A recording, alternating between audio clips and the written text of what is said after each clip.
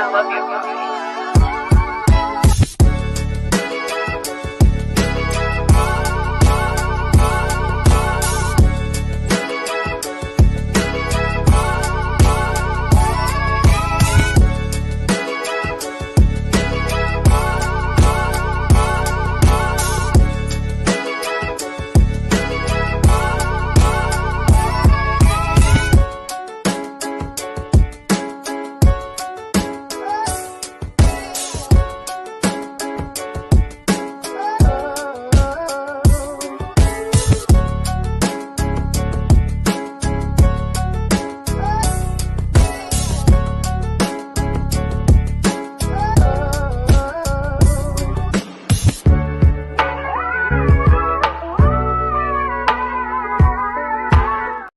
What is going on, everybody? This is Mike Hughes, and you're listening to the Shy Kid and Everything Chicago Sports Related podcast. I'm excited about this one, man. I'm pumped. We got a lot of news. We got a lot of stuff to talk about all week long. We've been talking Bears football.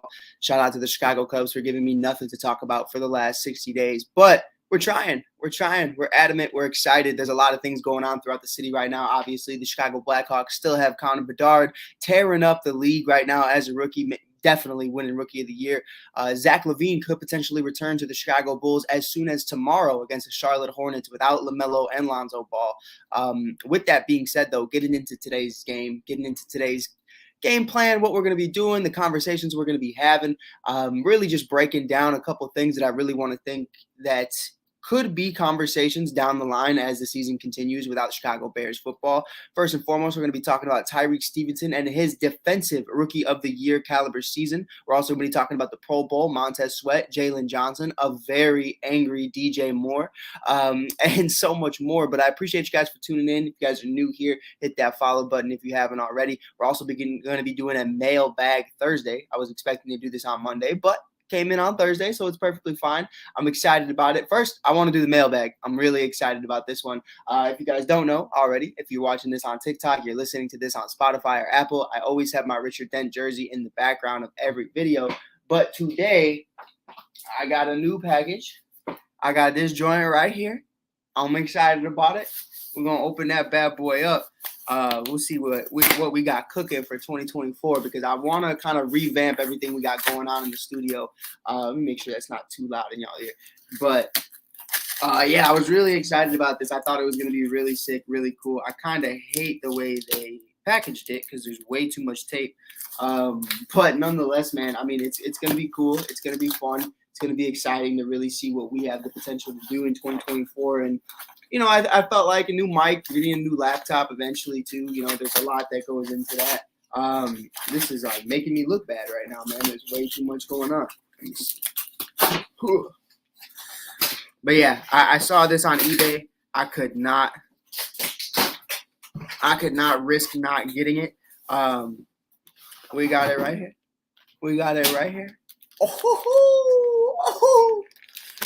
Oh man, I'm geeked, bro. This is crazy. So what the plan is right now, we got the jersey. We're going to take this to the frame shop and get this bad boy framed. Extra large Justin Fields jersey. Had to get it. This is sick, bro. This is sick. Absolutely sick. We got it signed right here. Yo, this is so tough. This is tough, bro. This is tough. Now, there is obviously the chance. There's the chance that he gets traded or that the Bears move on from him, and that's okay. You know what I mean? I'm willing to take that chance. This is tough. So basically what I'm going to do is I'm going to get this framed. I'm going to replace the Richard Dent one, and we're going to have this one right up here. But this joint right here, man, this is sexy. This is crazy. I love this, bro. I mean, that's just tough. That is just tough. But yeah, man, I'm really excited about it. I can't wait to get this in the frame shop because this is definitely one of those jerseys that I feel like is going to be around for the next. How did you get it signed? I got it off eBay actually. Just got to make sure got the certificate of authenticity and stuff. When you do stuff like that, I hope everybody could hear what I was saying throughout that little spiel. But yeah, man, you definitely got to make sure you got everything going up. What's going on, brother? How we feeling? If you see me moving, I'm also live on the laptop right now. Also live on TikTok. We're doing multiple things at once. But yeah, man, I'm really hyped about the Justin Fields jersey. I'm really hyped about getting it framed and having it in the background. I think the bleeding orange is just gonna be really sick to the aspect. I also have to get this reef off. Nah, I'm not gonna do it now. But yeah, man. Nonetheless, bro, it's gonna be sick, and it's just it's nasty, bro. It's nasty. It looks so clean. Um, I just can't wait to get it going. But today we're gonna have a really great conversation about what could potentially happen. With the Chicago Bears moving forward and how they've hit on so many different draft picks. I mean, we can talk about it all day long about, them signing free agents and them drafting a quarterback, but what Ryan Poles has been able to do. Now, I will be honest, there are other conversations as well. You know what I mean? Like, you definitely missed on Chase Claypool for a second round pick. You definitely missed on Bayless Jones for a third round pick. But what he's been able to do as a whole so far, you look at what he did in last year's draft alone. Darnell Wright looks like a great tackle for this team moving forward. Tyrique Stevenson is in Defensive Rookie of the Year conversations. I want to talk a little bit about Tyrique really quick before we get into the rest. Tyrique Stevenson is having one hell of a season, if you guys weren't aware. And not only did he win Defensive Rookie of the Week in the NFC this week, but he also is leading all rookies in tackles and interceptions. He has 74 total tackles this season with 1 forced fumble and 4 interceptions. Now, there's guys like Jalen Carter out there with 29 tackles, 2 forced fumbles, 5 sacks. Will Anderson, 42 tackles and 5 sacks. And then Devon Witherspoon, obviously, 65 tackles, 3 sacks, and 1 interception. But Tyrique Stevenson is in that conversation for Defensive Rookie of the Year. And if you don't think he is, I don't know what else to tell you, because the stats have shown you, even though he's not the number one corner on this team, he is making guys like Jaylon Johnson, Jaquan Brisker, Eddie Jackson, and Kyler Gordon's job 10 times easier. And by the way, shout out to Kyler Gordon as well. Obviously, we've already given Jaylon his flowers. We're going to be talking about the Pro Bowl in a little bit. We'll be discussing his game and more. But Kyler Gordon has been absolutely phenomenal as well in the slot. Last year, we saw that transition of him being on the outside, and that was such a huge problem because he was getting burnt. And then you put him back into the slot where he's used to, where like at the Pac-12, they had him in the slot all the time, and he's actually flourishing amongst guys like Tyrique Stevenson and Jaylon Johnson. So they're all complementing each other so well. Tyrique Stevenson, without a doubt, deserves to be in that conversation for Defensive Rookie of the Year. Is he going to win it? Probably not, just because of the position and just because of guys like Jalen Carter being on the Eagles and, a guy like Will Anderson who is taken so highly. I mean, you're looking at Tyrique. I mean, we traded up for Tyrique, a second rounder, what was it, 56 overall out of Miami. I mean, it's, you know what I mean? Like, he's not going to get the love he deserves, but dude, he is an absolute monster. Yo, I appreciate you, brother. This was my Pops' hat. And I always rock it during Green Bay weeks. But yeah, man, I mean, Tyrique's been an absolute monster, an absolute dog. Worried about Jaylon, missed first 2 practices. Yeah, Jaylon's definitely one of those ones that I'm praying is going to play this week. That's really what it comes down to. We need Jaylon Johnson. You already have Alexander, who I believe is off his suspension. He's going to be returning, and you know how Alexander just loves cooking up this Bears offense. But to have that counterpart in Jaylon Johnson, a Pro Bowler now, by the way, shout out Jaylon Johnson and Montez Sweat. But it's going to be a lot of fun to see what could potentially happen with that. And the matchups between Christian Watson and company are going to be very important. Now, I do believe in Kyler Gordon. I do believe in Tyrique Stevenson, but they are at a disadvantage when their number one corner, their vet, is not on the field, which is crazy to say that Jaylon Johnson's a vet. Feels like yesterday he was a rookie and Kyle Fuller was on his way out the door. But, with that being said, though, it definitely will come down to that at the end of the day. The best ability is availability, and who has the most guys on the field at once is going to help win this game. And we've talked about it. We've said what the Bears need to do in order to win this game. I truly believe when you look at the Green Bay Packers defense, the best way you're going to stop them is through play action, run plays. That's really what's going to stop them. They're not able to stop it. It's just been one of their biggest Achilles heel all season long. I mean, the secondary is the secondary at the end of the day. You know what I mean? Like, they have not a great pass rush, but it's definitely average to above average. And you look at that and you say, okay, well, what are we going to do? Can you trust Khalil Herbert to go for over 120 yards again? I'm not going to sit up here and say that Khalil Herbert's the game plan for the Chicago Bears. The game plan for the Chicago Bears should be Justin fucking Fields. There's no question about it. No ifs, ands, or buts. You need to get DJ Moore acclimated into this offense. You need to bring him in there and say, listen, we're going to tear up the Green Bay Packers organization. We have a phenomenal season with you, over 1,300 yards, 8 touchdowns, but this is the game where everybody is going to say, without a doubt, this is the number one wide receiver of the future for the Chicago Bears. Now, nonetheless, I think he already is, unless we get a guy like Marvin Harrison Jr. and that changes over time. But, it's definitely going to be fun to see these guys get cooking because we obviously didn't get a chance to really see that in week one. We wanted to. We wanted to see the best version of this team, and we just didn't. And that's very unfortunate that we didn't. I wish we could have got to a different start to the season, and it could be a very different conversation right now if we even win 3 games that we had a lead in with less than 5 minutes left in the game. It's going to be interesting to see what happens.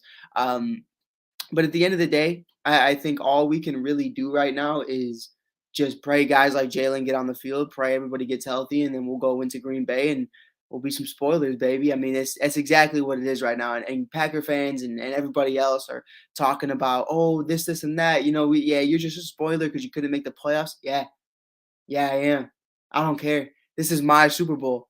And I'm completely content with that because I understand what next year is supposed to be. Next year is supposed to be the year where everything starts changing, where if everything goes according to what our plan is, at least, with Justin Fields and with bringing in guys like Marvin potentially or other draft capital as well, free agents. You have that conversation with yourself all the time about, who we're going to be in the 2024-2025 season. And right now, I don't care about anything else but Green Bay. Matt Eberflus went on there and said vocally, he's like, "Oh yeah, we're not thinking too deep into it. We don't really care about the Packers or their situation." Yeah, you do. Yeah, you do. I mean, come on, bro. Come on, bro. Yeah, you do. Don't lie to me. Like everybody cares. We all care. Justin cares. DJ cares. Everybody cares what's going on. And the fact that you can knock out your rivals who have been talking so much shit for the last 15, 20 years under Aaron Rodgers. If we can knock them out of the playoffs, get that victory sweet, just like the Detroit Lions did last year. Yeah, maybe we didn't make the playoffs, but that's great ending to a phenomenal second half. That is a great ending to a phenomenal second half. That's really what it comes down to at the end of the day. You need to finish strong, and there's no way to finish stronger than defeating the Green Bay Packers in Week 18 in Lambeau Field and knocking them out the playoffs. That's just perfect. Lions did the exact same thing. Not to say that just because we beat Green Bay in Week 18, we're automatically going to the playoffs and winning the division next year, but it steps in the right direction. It's a winning culture, creating that winning mentality, understanding that, hey, maybe we got something here. Maybe we got something here. You never really know. But let's get into it, man. Talking about the Pro Bowl, I really want to get into this because I think it's important. DJ Moore and Montez Sweat were obviously named the Pro Bowl starters representing the Chicago Bears, but somebody who was very vocal without even saying a word. DJ Moore is very upset that he didn't make the Pro Bowl. I mean, hey, listen, at the end of the day, you got to understand that not everybody's going to make it. You know what I mean? We got to understand that there still are Pro Bowl alternatives. There still are guys who are going to say they don't want to play in there. But after the season that DJ Moore had, you have to sit up there and say that they finessed him. I mean, what I love the most about DJ Moore is, he's not a vocal guy. He speaks when spoken to, but he's not going to go out there and just go crazy. You don't look at his Twitter and see Antonio Brown-esque tweets. You know what I mean? But one thing you did see was a man who standing on business. I loved what he tweeted. I loved exactly what he said. Trying to pull that image up for you guys right now. I mean, he tweets the Joker, Heath Ledger's Joker, just smiling. He knows he got snubbed. He knows where he's at right now, and he understands that he's got a lot to prove in the eyes of the media and the eyes of the NFL. And even after having career highs in so many different categories, he's still getting snubbed, giving Justin Fields the key to be a wide receiver one, be a QB1 in this league. That duo that they have together is phenomenal. So the fact that he's not even in the conversation, I mean, who do we got right now? Outside of that, in the NFC North, you're looking at, not NFC North, pardon me, in the NFC for Pro Bowlers at the wide receiver position right now, as it currently sits, you're looking at, let me see here, CeeDee Lamb, A.J. Brown, Mike Evans, and Puka Nacua. And when you look at Puka Nacua, he's one of those guys I'm kind of like, really? Like, Puka had a great year. Don't get it twisted.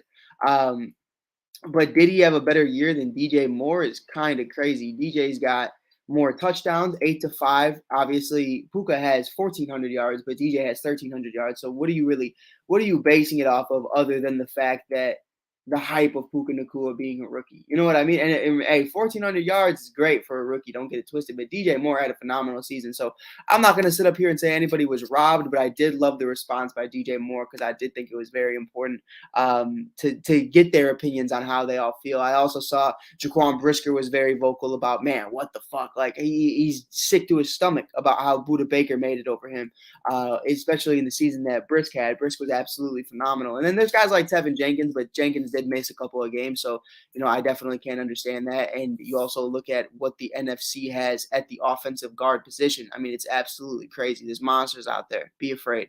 But yeah, man, it's really what it comes down to at the end of the day. You know what I mean? Is understanding your role, understanding who you need to be a Pro Bowl caliber player. And sometimes what it comes down to is just relevancy. You know what I mean? Like, Mike Evans was one of those guys that definitely deserved it. The Tampa Bay Bucks haven't been relevant all year, but Mike Evans with Baker Mayfield rejuvenated Baker Mayfield's career. And that was absolutely amazing to see. Shout out to Baker Mayfield as well, by the way. I felt like Baker Mayfield should definitely be a Pro Bowler this year, at least a Pro Bowl alternate, because, I mean, the guy has been balling out of his mind, and I got to give him flowers. But yeah, man, that's really where we're at right now as it pertains to the Pro Bowl. Week 18, obviously, going up against the Green Bay Packers. It's going to be interesting to see what those guys decide to do. But, it's at the end of the day going to come down to who wants it more. It's going to come down to experience, guys who want to win. The one thing I'm afraid of, the one thing I've been afraid of since they hired the man was Luke Getsy, the double agent, the former Green Bay Packer quarterbacks coach. Do they know exactly what we're doing? Do they know exactly how we're going to run it? Because Luke Getsy's been there. Obviously, doesn't matter anyways whether he was a former Packer or not. It's not hard to predict that this guy's going to be playing screenplays half the time. But hopefully we see a very I'm not going to say violent, but a very pushy Chicago Bears offense. I want them to take shots. I want them to go deep. I want them to take plays that they shouldn't even be running and run them. You know what I mean? It's the last game of the year. It is the last game of the year. Air the fucking ball out. Have Justin Fields throw the ball 45 times. I don't care.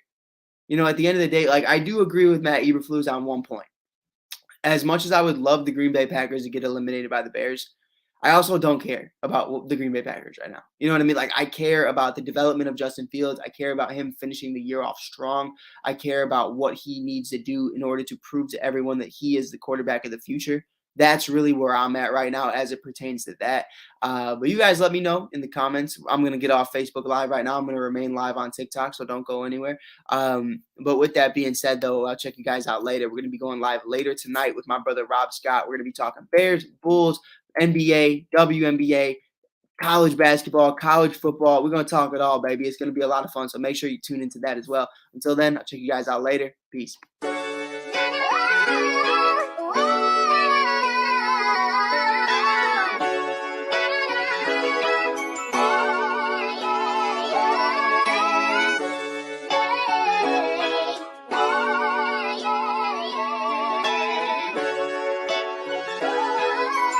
I love you.